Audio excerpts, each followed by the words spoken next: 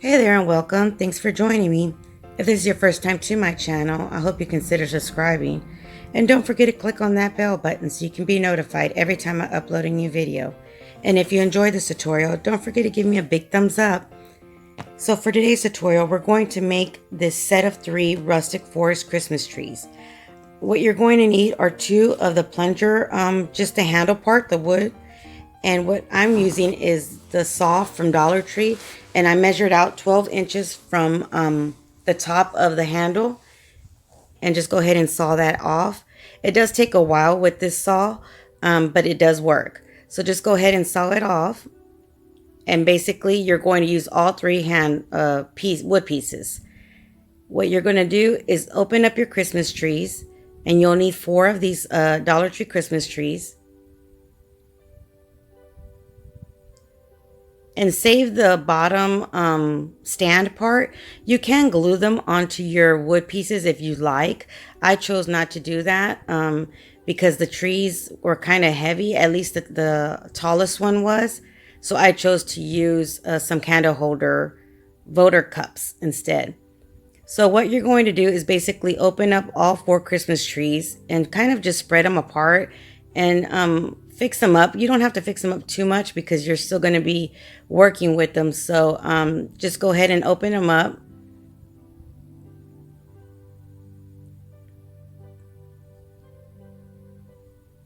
So I finally decided on what I was going to do for my dining room and kitchen area, which is going to be the rustic forest Christmas instead of my typical country Christmas. So I'm excited, and I'm doing a lot of different DIYs. So get ready for a lot of rustic DIYs that I'll be making soon. So what you're going to do on the Christmas trees is basically cut off the bottom part of the stand where you place your actual stands on. And you're going to go ahead and for the largest tree, you're going to use, or what I use is one of the skewer sticks. And I'm going to insert it into both Christmas trees, the top of one Christmas tree and the bottom of the other Christmas tree. And the one that you're inserting the top will be your bottom Christmas tree, and then the one that you're inserting the bottom from is your top Christmas tree. Hopefully that makes sense to you guys. But then go ahead and add some E6000 or hot glue, and just let it sit there and dry for a few minutes. And once it's a little bit dry, go ahead and get some floral tape and wrap it around your the area where both Christmas trees meet. And I just put a little bit of glue in the back, and then I'm just going to go ahead and start adding my floral tape.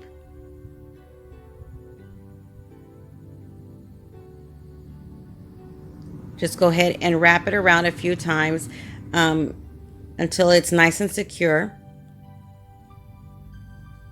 And this is going to be your tallest tree.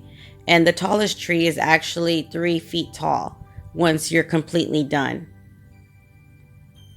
So this is a nice size Christmas tree or forest tree, if you want to call it that way. And I'm not sure if I'm going to actually place them on the floor or put them on top of my buffet area, but they are a really nice size. So just go ahead and wrap it around. And again, I add a little bit of glue at the end just to make sure it doesn't unravel.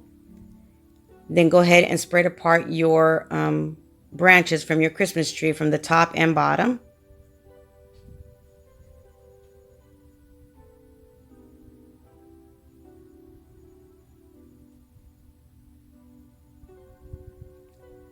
Now I have a question for you guys. I left these green.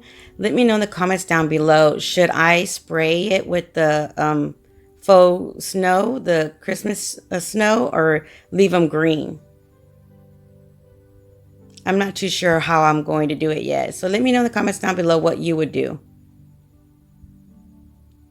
So once you're done with that and you're happy and you know it's nice and secure, just go ahead and set that aside for now.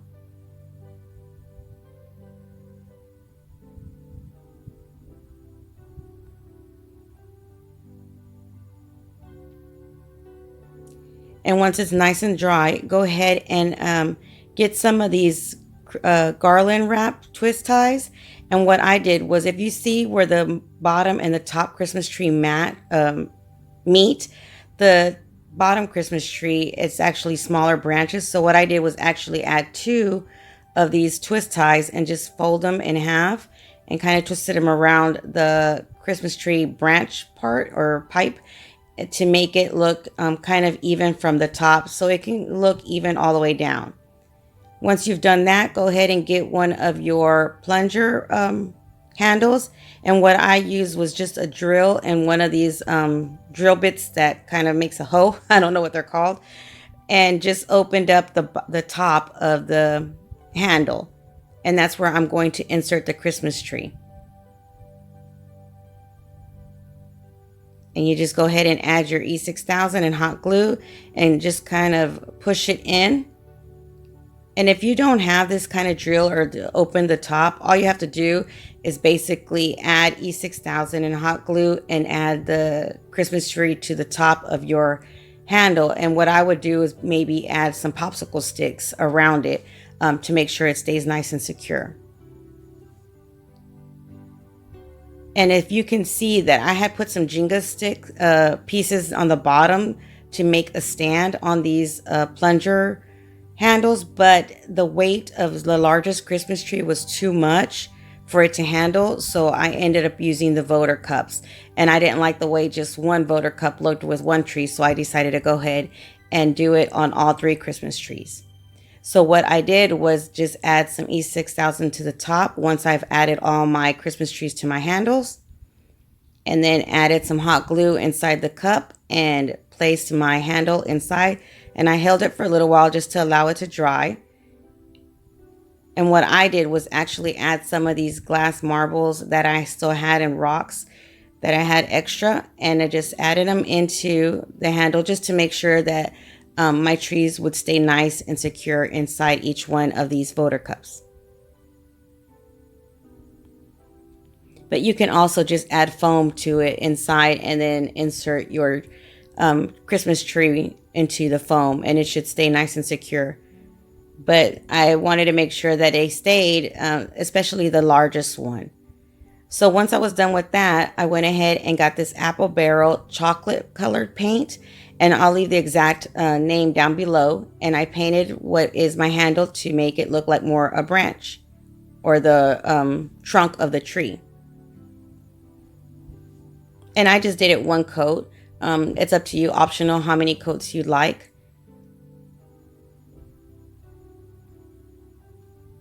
And yes, of course, you can paint this before you do everything, but for some reason I did it this way. So I'm just going to go ahead and show you how I did it. Just go ahead and continue painting. Again, it doesn't take much to paint these. I just did one coat. And another thing, the Christmas tree from Dollar Tree are kind of not as full as normal Christmas trees, but for my decor, and I might leave a link or a picture towards the end of my inspiration, the trees that I had seen are basically like this. So that's the way I kept my trees. That's the way I didn't fill them up with any more branches, but feel free to do that if you like. And I just wrapped one of the twist ties underneath just to make it so you won't see where the branch the tree meets the plunger. And then what I got was some moss or some plant filler, and went ahead and added it into the bottom just so you won't see the fill or the marbles at the inside the voter cup. Now I also have another question. Would you leave the bottom white like I have, or should I paint them maybe the same chocolate brown, or paint them a hunter green? I'm not sure on that either. I like the way they look now, but I'm not too sure if I should go ahead and paint them. Let me know in the comments down below if you think it would look better if I paint the bottom or not. So again, just go ahead and glue your Christmas tree inside your cup, and then add whatever filler, whether it's the green moss or this planter filler moss. And there you have it. Now, once you've allowed them all to completely dry, I got some of these battery operated wire lights, and just wrapped them around the tree. And I just wrapped it around the actual bark of the tree, or the middle part of the tree. And I wrapped it around each one of the sections roughly about 2 to 3 times.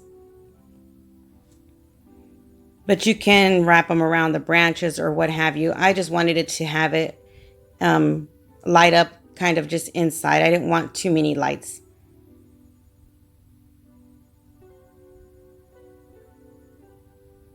So once you're done wrapping the entire Christmas tree, if you have any extra wiring left like I did, all I did was just kind of loosely wrap it back down. In other words, I just wrapped it around maybe once or twice of each one of the openings. And then the extra, I just wrapped it around where I wrapped around the twist tie at the very bottom. And there you have it. And this is the way all 3 of them look together. So what do you guys think? I hope you enjoyed this tutorial. Until next time, you guys stay blessed. Bye.